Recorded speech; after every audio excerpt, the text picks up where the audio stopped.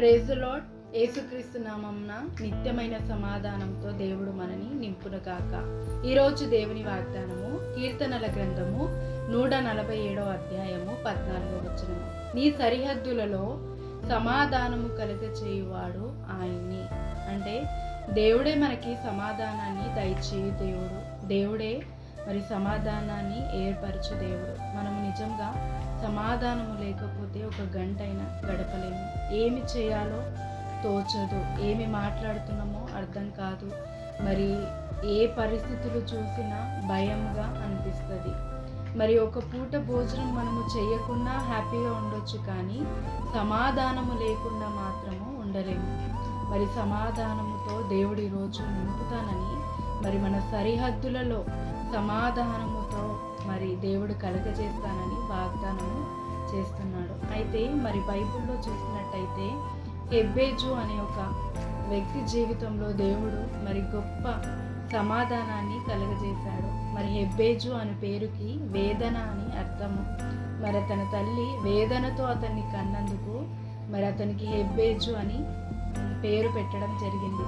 మరి అతన్ని పిలిచిన వారందరూ పిలిచినప్పల్లా వేదన వేదన అనగా అతనికి సమాధానము లేకుండా మరి తన జీవితం అంతా మరి బాధతో ఉన్నప్పుడు ఎలా తప్పించుకోవాలి అన్నప్పుడు దేవుని దగ్గరికి వచ్చి, ప్రభువా, నా సరిహద్దులలో సమాధానము కలుగచేయి, నన్ను విడిపించు, ప్రతి బాధల నుంచి నాకు విడిపించు, నాకు సహాయం చేయి, నాకు తోడుగా ఉండు, నీ చెయ్యి నాకు తోడుగా ఉంచు అన్నప్పుడు దేవుడు అతని ప్రార్థన ఆలకించెను.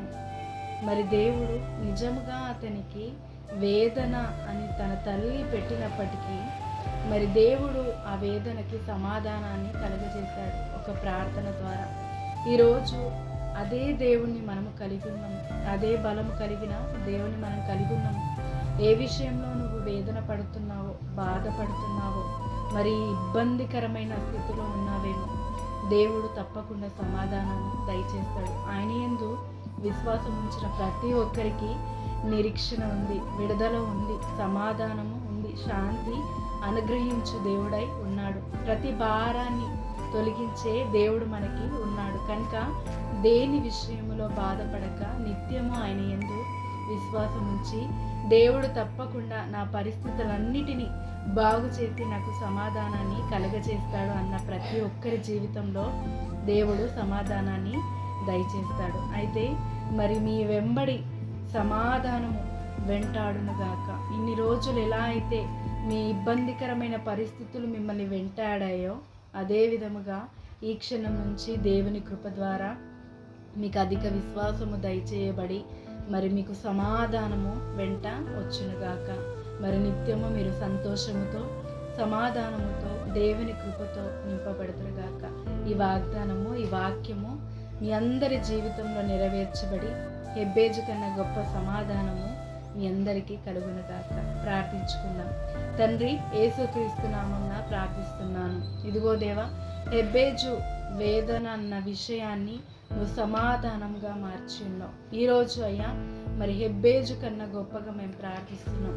మా సరిహద్దులలో సమాధానము కలుగచేయు దేవుడవి నీవే. మా అందరికీ సమాధానము దయచేయి, నిత్యమైన సమాధానము దయచేయి. నువ్వు సమాధానము దయచేయ దేవుడో కనుక మమ్మల్ని అందరి సమాధానం ఉంచమని, మరి అన్ని విషయంలో దీవించి ప్రతి కీడు నుంచి తప్పించమని యేసుక్రీస్తు నామమున ప్రార్థిస్తున్నాము తండ్రి.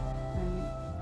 నిజముగా దేవుడు గొప్పగా మీకు సమాధానము కలుగచేయను కనుక ఆయన యందు నమ్మిక ఉంచిన ప్రతి ఒక్కరికి నిత్య సమాధానము కలుగునుగాక. ఆమేన్. ప్లీజ్ లైక్ చేయండి. మరి ఎవరికైతే అసమాధానముతో బాధపడుతున్నారో దయచేసి ఈ వాగ్దానాన్ని షేర్ చేయండి. మరి మీకు సమాధానము కలిగినప్పల్లా, మరి దేవుడు కలుగజేశాడని గుర్తించినప్పల్లా మీరు కృతజ్ఞతలు దేవుడికి చెల్లించండి. కొత్తగా చూస్తున్న వారైతే సబ్స్క్రైబ్ చేసుకోవడం మర్చిపోకండి. Thanks for watching.